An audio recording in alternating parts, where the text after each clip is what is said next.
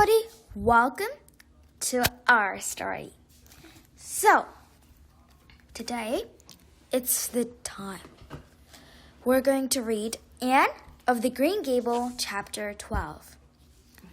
Chapter 12, A Concert and a Catastrophe. Marilla, can I go over to see Diana for a minute? Asked Anne, rushing down from her room. I don't want you to run after a dark, Marilla said. You saw Diana all day at school, and you walked home together.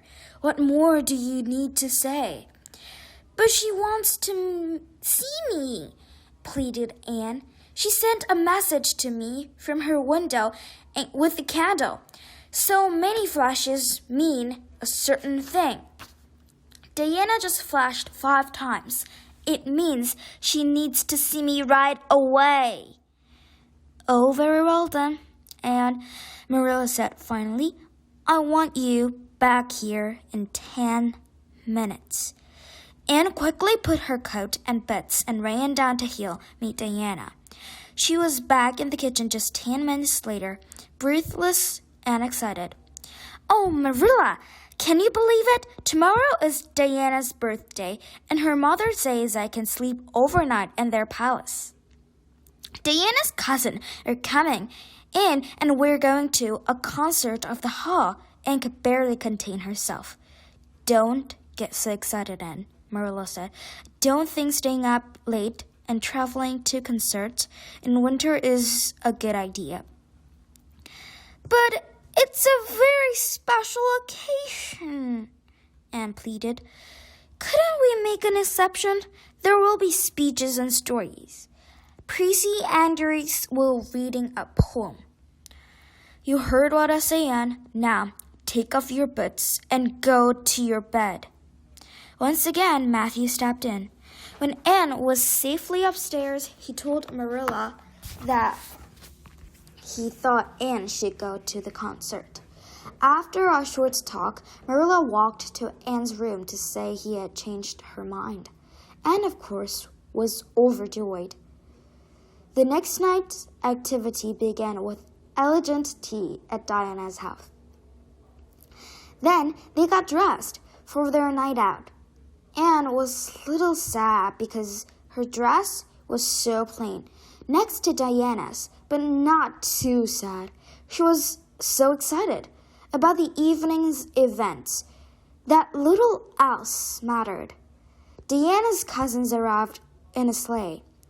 Anne and Diana joined in among the blankets and straw, marveling in the beautiful sunset as they rode, and paid close attention to every detail, every word spoken, because she knew this was a night to remember. The concert was a series of thrills, all readings and songs. The one disappointment for Anne was Gilbert Blythe's reading. Anne picked up the library book and held in front of her face. When he finished and the clapping was over, she returned the book to her lap. They returned to Barry's at 11 o'clock. The house was dark and quiet. Mr. Barry lit the hall lamp for them to look over their coats and boots, and suggested to race to the bedroom. They ran toward Diana's room, giggling, flung open the door, and leaped onto the bed. And what did they find? Well, they weren't alone. As soon as they landed on the bed, heard a muffled cried, Merciful goodness! The 2 girls, shocked and surprised, went just quickly out of the room. When they were in the hall, Diana said, Oh no, it was Aunt Josephine. She wasn't mean to arrive until tomorrow. It's so terrible. Anne, but really, have you ever heard anything so funny? Diana giggled. Unfortunately, Aunt Josephine didn't think it was so funny. She was in a terrible mood the next morning. She had promised money for Diana's music lessons, but this made her change her mind. Why should I waste my money on such a rude girl? She asked. Aunt Josephine was well known for her bad temper. On her rare visits, everyone treated her with care. There was no telling what might set her off. That was the last straw of Mrs. Barry. She told Diana that she couldn't play with Anne anymore. She was bad influenced on her door. This will be our final goodbye, Diana cried. Mother said we only have 5 minutes, and held her best friend's hands. They both wept. Oh, Diana, Anne said through her tears. This is all my fault. I'm always getting into trouble, and I've led you astray.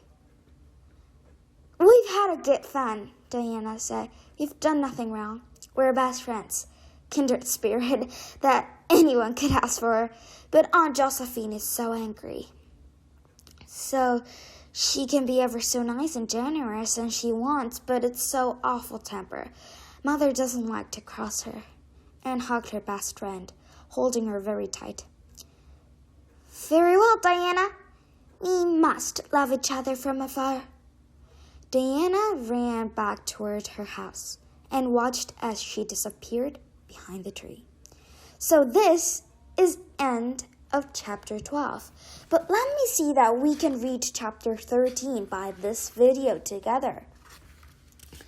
So let's see.